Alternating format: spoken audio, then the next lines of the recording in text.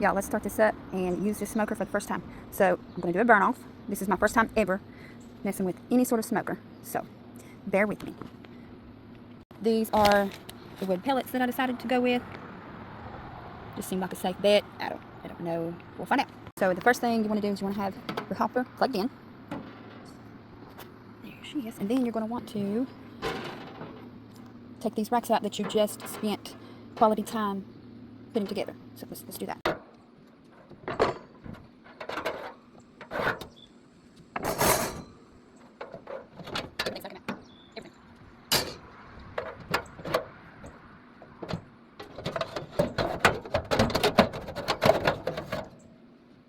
Now you're going to want to fill your hopper with wood chips.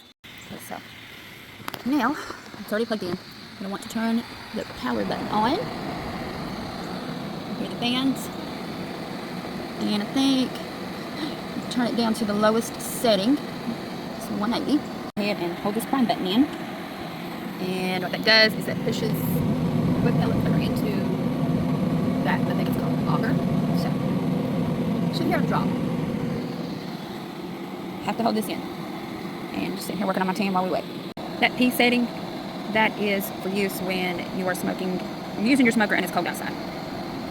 You're going to want to read the booklet on that because I'm not going to be doing that over here. Okay, here's some action happening. Let's see. Oh yeah.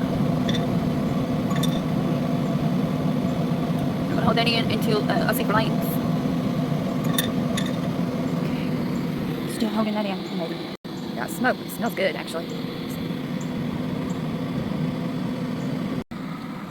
Okay, since we got some pretty good flames going on, we can shut it down.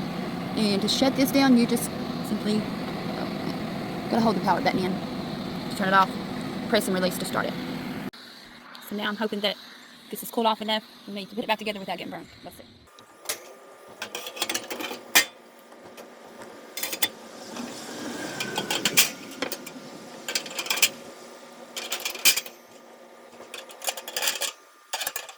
Now we're just gonna restart it.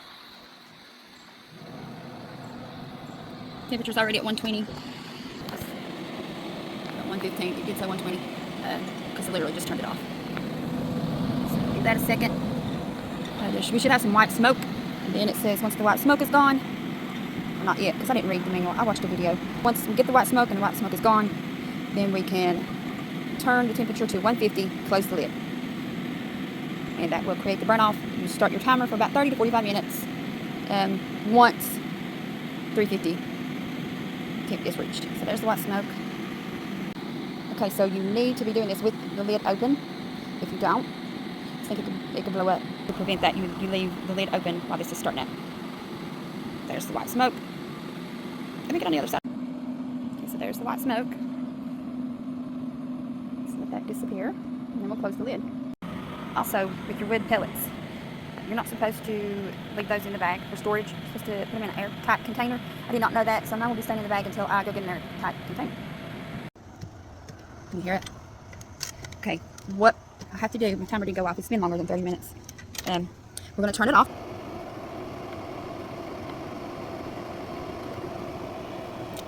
Open the lid.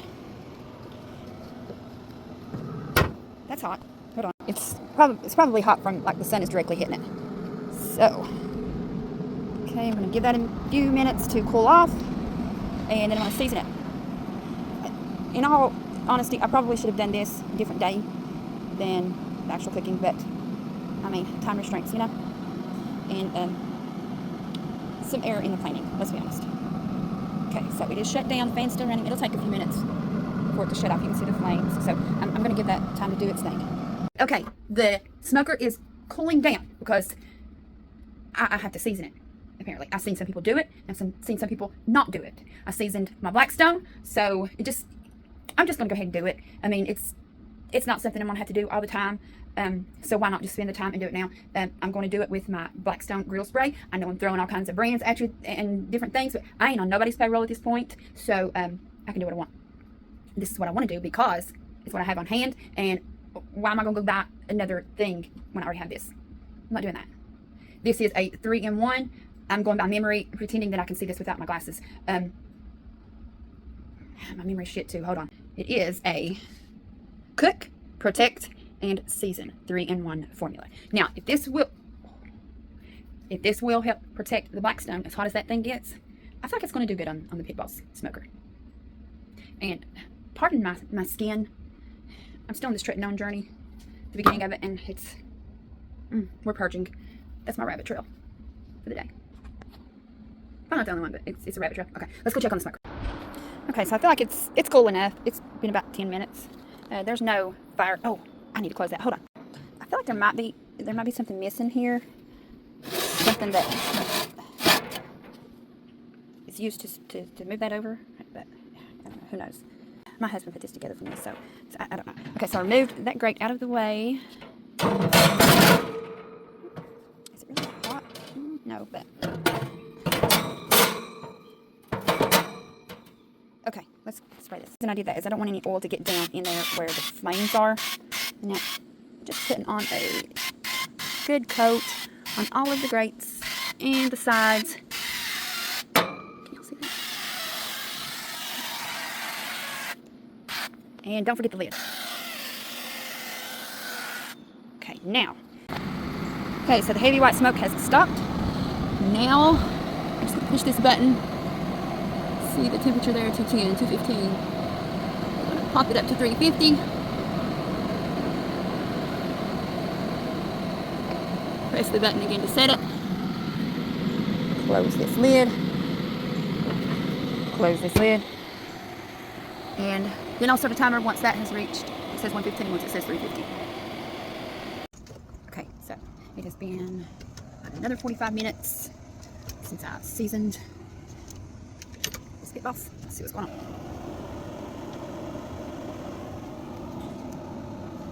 Okay, it's not as hot anymore, so I mean, obviously it was in this one. Oh shit! The lid's hot though. The lid is hot. It's getting burned a little bit. I'm okay though. Okay, so we're gonna turn this off just so that I can check the pellet situation in there and open that thing. I don't know what it is, that guard. So I can push that guard back. I'm not gonna do that right now because when I purchased this, I didn't think about buying some heat-resistant gloves. Look, I'm not trying to get burned. This is my brisket. Okay, so I'm gonna give this a minute to cool off, or a few minutes to cool off. Then I'm gonna push that back and check the pellet situation, see if it needs primed again, and then we'll throw that slab of meat on there, y'all. Smoking a little bit. I'm gonna see if I can get this pushed back with this rag. Y'all, this pellet's so good. There's probably some kind of something that I'm supposed to be using to push this back with. But again, I didn't put this together, so a dish rag it is. Ooh.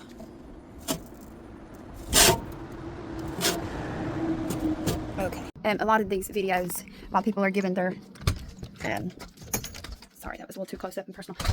Their smokers time to do their things. They use the bottle cap opener on the side and pop a beer open. I don't like beer, and a lot of other people I see drinking whiskey. Those are my people. So, in true form, and it's like there's a certain way you have to cook these briskets, and I feel like whiskey is involved in the majority. So we're gonna have some whiskey. I used to say, if your soda fizzes, you don't have enough Bacardi in it, because it used to be my drink of choice. I still like it. That does not apply to whiskey, where I'm concerned. Yeah, I need it to fizz. If it don't fizz with whiskey, I can drink it. And even then. So I'm not that cool. I used to be. Maybe I never was whiskey cool. I was tequila cool. I don't know what it is about dark liquors in me. They just hit different. Okay. Let's get back to this brisket.